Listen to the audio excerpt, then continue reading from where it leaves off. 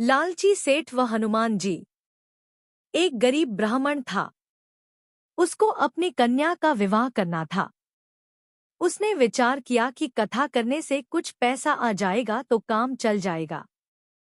ऐसा विचार करके उसने भगवान राम के एक मंदिर में बैठकर कथा आरंभ कर दी। उसका भाव यह था कि कोई श्रोता आए चाहे न आए पर भगवान तो मेरी कथा सुनेंगे। पंडित जी की कथा में थोड़े से श्रोता आने लगे। एक बहुत कंजूस सेठ था। एक दिन वह मंदिर में आया। जब वह मंदिर की परिक्रमा कर रहा था तब मंदिर के भीतर से कुछ आवाज आई। ऐसा लगा कि दो व्यक्ति आपस में बात कर रहे हैं। सेठ ने कान लगाकर सुना। भगवान राम हनुमान जी से कह रहे थे कि इस गरीब ब्राह्मण के लिए 100 रुपए का प्रबंध कर देना, जिससे कन्यादान ठीक हो जाए। हनुमान जी ने कहा, ठीक है प्रभु, इसके 100 रुपए कल हो जाएंगे। सेठ ने यह सुना तो वह कथा समाप्ति के बाद पंडित जी से मिले और उनसे कहा कि महाराज, कथा में रुपए आ रहे कि नहीं?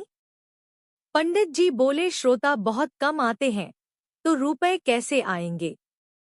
सेठ ने कहा कि मेरी एक शर्त है, कथा में जितना भी पैसा आए वह मेरे को दे देना और मैं आपको 50 रुपए दे दूंगा। पंडित जी ने सोचा कि उसके पास कौन से इतने पैसे आते हैं, 50 रुपए तो मिलेंगे। पंडित जी ने सेठ की बात मान ली।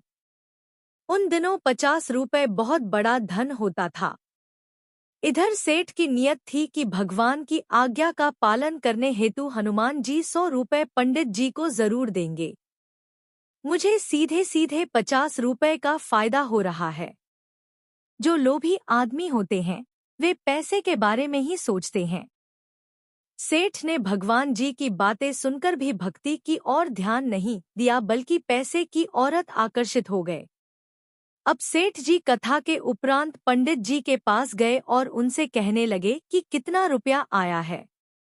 सेठ के मन में विचार था कि हनुमान जी 100 रुपए तो भेंट में जरूर दिलवाएंगे, मगर पंडित जी ने कहा कि 5-7 रुपए ही आए हैं। अब सेठ को शर्त के मुताबिक 50 रुपए पंडित जी को देने पड़े। सेठ को हनुमान जी पर बहुत ही गुस्सा आ रहा था कि उन्होंने पंडित जी को 100 रुपए नहीं दिए। वह मंदिर में गया और हनुमान जी की मूर्ति पर घूंसा मारा। घूंसा मारते ही सेठ का हाथ हनुमान जी ने पकड़ लिया। अब सेठ अपना हाथ छुड़ाने के लिए भरपूर जोर लगाते हैं पर नाकाम रहे। हाथ हनुमान जी की पकड़ में ही रहा। हनुमान जी किसी को पकड़ ले तो वह कैसे छूट सकता है। सेठ को फिर आवाज सुनाई दी। उसने ध्यान से सुना। भगवान हनुमान जी से पूछ रहे थे कि तुमने ब्राह्मण को 100 रुपए दिलाए कि नहीं। हनुमान जी ने कहा, महाराज 50 रुपए तो दिला दिए हैं, बाकी 50 रुपयों के लिए सेठ को पकड़ रखा है। ये 50 रुपए दे देगा तो छोड़ देंगे। सेठ ने सुना तो विचार किया कि मंदिर में लोग आकर मेरे को देखेंगे तो बड़ी बेइज्जती होगी। वह विनय पूर्वक बोला, हनुमान जी महाराज, मेरे को छोड़ दो, मैं 50 रुपए दे दूंगा। हनुमान जी ने सेठ को छोड़ दिया। सेठ ने जाकर पंडित जी को 50 रुपए दे दिए और हाथ जोड़कर माफी मांगी।